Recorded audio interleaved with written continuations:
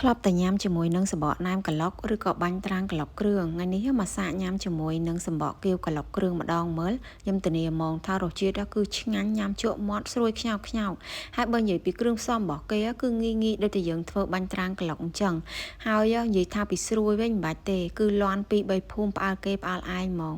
ស្រួយឆ្ងាញ់មែនទែនហើយវិធីធ្វើគឺសាមញ្ញបំផុតតោះឥឡូវយើងទៅមើលពីវិធីធ្វើទាំងអស់គ្នាខ្ញុំមានជាសំបកគាវនេះដែលខ្ញុំទិញគេម្ដុំហ្នឹងគឺកន្លះគីឡូហើយតម្លៃតែ5000រៀលទេយើងអាចទិញបាននៅកន្លែងដែលគេលក់កាទៀវក៏បានឬក៏ចូលនៅក្នុងម៉ាតឬក៏ផ្សារទំនើបនៅជិតផ្ទះក៏មានដែរចាហើយគឺគេច្រកថងស្រាច់ចឹងហ្មងគឺមានជាប្រភេទមូលហើយនឹងជ្រុងសម្រាប់ខ្ញុំយកជាប្រភេទជ្រុងបែបនេះដើម្បីខ្ញុំយកមកកាត់ធ្វើជាសំបកគាវក្លុកហ្នឹងវាងាយស្រួលហើយនៅពេលដែលយើងកាត់យើងអាចកាត់ទៅជា4ជ្រុងដូចខ្ញុំនេះទៅដើម្បីឲ្យនៅពេលដែលយើងបំពងគឺងាយស្រួលនៅក្នុងការញ៉ាំដោយសារតែនៅពេលយើងបំពងវាឡើងស្រួយហើយនឹងវាឡើងប៉ោងទៅវារៀងត្រឹសជាងនឹងបន្តិចចាហើយនៅពេលដែលយើងកាត់រួចរាល់ហើយយើងអាចបំបែកវាឲ្យវារាយមួយចឹងណាដើម្បីនៅពេលដែលយើងដាក់បំពងគឺវាងាយស្រួលហើយខ្ញុំក៏មានជាដើមខ្ទឹមចំនួន4-5ដើមដែរហើយខ្ញុំយកមកហាន់ឲ្យបានល្អិតអញ្ចឹងទៅដើម្បីយើងទុកដាក់ជាមួយនឹងសំបកគាវរបស់យើងហើយខ្ញុំមានខ្ទឹមហ្នឹងគឺចំនួន5-6កំពឹសដែរយើងយកមកដំហើយនឹងយើងច្រាំឲ្យបានល្អិតមក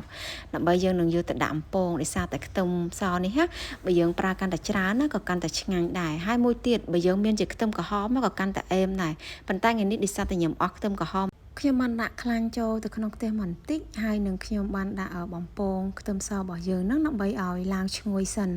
ពេលដែលឈ្ងុយប៉ុណ្ណឹងហើយគឺអាចដួសបានហើយខ្ទះដដែលគឺខ្ញុំបានដាក់ស្លឹកខ្ទឹមដើម្បីយើងអាចកូរឆាបន្តិចទៅដើម្បីស្លឹកខ្ទឹមហ្នឹងរាងបានស្លាប់ឆ្អិនបន្តិចពេលដែលយើងធ្វើបែបនេះនៅពេលដែលយើងយកទៅដាក់ជាមួយនឹងសំបកគាវរបស់យើងគឺវាអាចរក្សាទុកបានយូរកាលណាយើងដាក់ស្លឹកខ្ទឹមស្រស់យើងអត់អាចរក្សាទុកបានយូរបានទេចាអញ្ចឹងតែប៉ុណ្្នឹងហើយយើងអាចដួសទុកបាន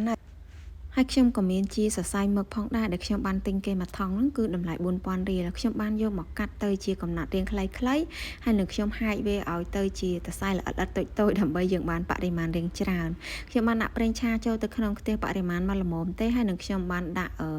គាវសំបកគាវហ្នឹងគឺចូលទៅបំពងហើយខ្ញុំសូមបញ្ជាក់ដែរនៅពេលដែលយើងដាក់ចូលហ្នឹងដំបូងយើងអាចដាក់ភ្លើងឲ្យខ្លាំងចាហើយបន្ទាប់មកយើងដាក់សំបកគាវចូលទៅកុំដាក់ច្រើនដូចខ្ញុំហើយវិធីដែលធ្វើកាន់តែងាយស្រួលជាងខ្ញុំទៀតគឺប្រើខ្ទះឲ្យធំហើយដាក់ខ្លាញ់ឲ្យច្រើនហើយនៅពេលដែលយើងបោះចូលសំបកគាវចូលទៅវាដាច់ពីគ្នាគឺស្រួយលឿនហើយអត់ជាប់គ្នាទេដោយសារតែខ្ញុំ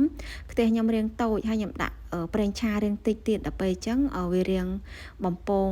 រាងអត់សូវស្រួលហ្មងទេរាងពិបាកបន្តិចចាអញ្ចឹងគឺយើងបំពងលឿនទេសំបកគាវនេះគឺតែមួយផ្លេតទេគឺបានឡើងពណ៌ក្រហមហើយគឺស្រួយល្អមែនទែនហ្មងណាចាអញ្ចឹង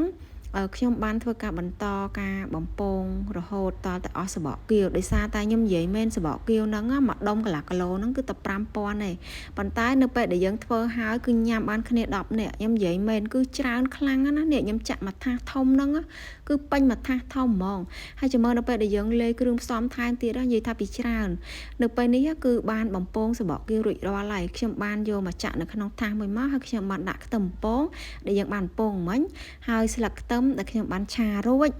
ក៏ដាក់ចូលដែរហើយដាក់ម្សៅម្ទេសសម្រាប់ម្សៅម្ទេសនេះគឺវាអត់មានរសជាតិហឹរអីខ្លាំងទេវាមានរសជាតិញៀបហឹរតិចទេអញ្ចឹងក្មេងក៏អាចញ៉ាំបានដែរតែសម្រាប់អ្នកដែលចូលចិត្តហឹរគឺអាចប្រើជាមួយនឹងម្ទេសម៉ត់ថែមទៀតគឺកាន់តែមានរសជាតិឆ្ងាញ់តែខ្ញុំអត់ដាក់អីដោយសារតែមានក្មេងៗញ៉ាំដែរអញ្ចឹងណាចាហើយខ្ញុំបានដាក់ជាមួយនឹងបកាក្រៀមតូចហើយសាច់ផាត់ហើយជាមួយនឹងអាស័យមឹកចូលមកហើយយើងអាចក្លុកគ្រឿងទាំងអស់ហ្នឹងចូលជាមួយនឹងសំបកគាវមកដើម្បីឲ្យវាបានសព្វហើយវាបានចូលគ្រឿងបានល្អ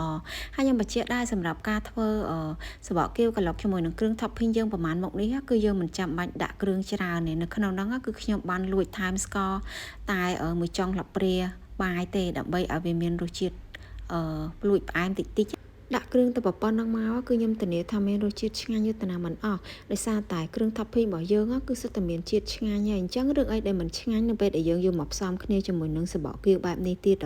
ហើយមួយមុខនេះគឺពិតជាត្រូវមែនទែននៅពេលដែលយើងមានដំណើរកម្សាន្ត